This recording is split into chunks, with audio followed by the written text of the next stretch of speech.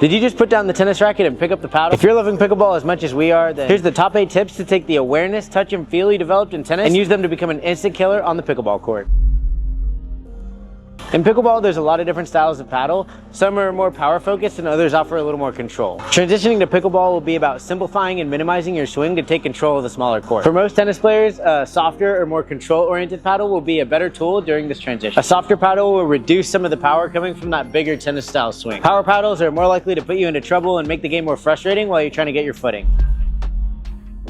You don't get the high net clearance and heavy topspin bounces. Staying lower to the ground puts the ball closer to your eyes and helps you make contact in the ideal strike zone. This will be harder on your lower body. The combination of staying low and changing direction more often will leave you more gas than you might expect. Consider working on the calves, hamstrings, and your lower back if you're going to be playing a lot. A split step is a small hop you take to prime your legs to be able to take off after the ball. You want your weight to be centered and not leaning off to one side or the other. When you land, you should be landing on the balls of your feet. This will put you in a good position to boost off. It's also a good tool to help keep your body and mind engaged in the game, especially if you haven't gotten a ball in a couple shots. In pickleball, the court's a lot shorter than tennis and the time between balls is lower, so you need a split step a little bit earlier, right before your opponent makes contact with the ball. That way you're falling as the ball leaves their paddle. Once you see where your opponent's shot is going, you can boost off your right or left foot to get to the ball. The key here is to not anticipate. You need to be patient and wait for the ball to leave their paddle to see which way it's going to go. In pickleball, you'll spend a lot more time at the net than in tennis. The kitchen line keeps you from being able to hit the killer angles you get with the tennis volley. It slows the game down a lot because it allows you to hit a drop, which doesn't exist in tennis. Working on your reaction time and repeated volleying will be huge because a point isn't over just since you made it to the net in pickleball.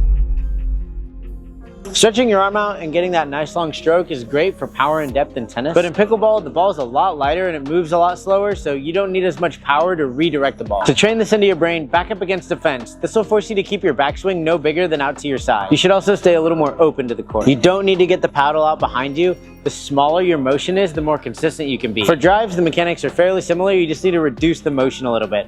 Keep using your good wrist lag and following through with your elbow. However, for volleys, you want to reduce both the backswing and the follow through. They should be more of a punch or a small flick.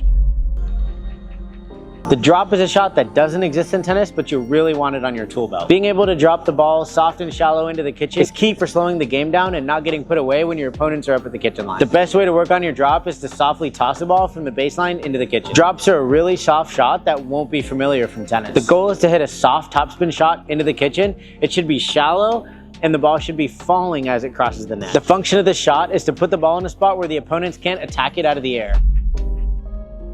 Once you've hit a good drop and you've made your way up to the kitchen line, now you need to know what the strategy is. The kitchen is a game of patience and placement. Each shot you hit should move your opponent. Depth and placement side to side are both tools you can use to move your opponent. The goal of the soft game is to move your opponent around and force them into an error, which either ends the point or sets you up for a winner. As you face better opponents, there's more things to watch out for. Hitting extreme angles can lead to an ATP, and an untimely speed up can be blocked back with quite a bit more pace. As you get more and more familiar, you'll see that it's a game of subtlety. Contrary to tennis, nice big net clearance is not ideal for pickleball. You want your opponent to always have to hit upwards on the ball so you can keep playing the soft game. As for drops, the key to achieving this is to use a trajectory where the ball is dropping as it crosses the net. You can achieve this both with controlling how much power you put into that shot and using topspin. Now that we've gone over a lot of tips for learning the slow game, you might say this doesn't sound very fun. If you're like me, you like tennis for the high energy points and the satisfying feel of pulling off a great shot. You can either learn the more traditional pickle style, or you can take a note from many of the tennis players transitioning over to pro pickleball and learn the crash and drive style. There's a lot more to it than just hitting hard, so check out our other videos on the crash and drive style for a more high energy brand of pickleball.